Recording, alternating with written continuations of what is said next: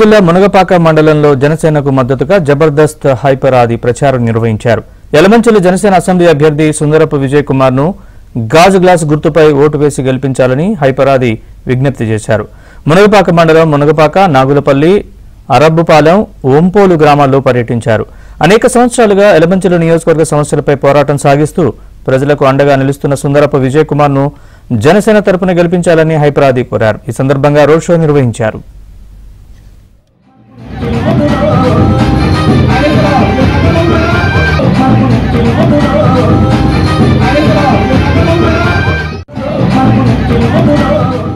గెలిచిన నాయకుల కంటే ఎక్కువ కష్టపడ్డ వ్యక్తిత్వం, గెలిచిన నాయకుల కంటే ఎక్కువ సమస్యల మీద పోరాడిన వ్యక్తి.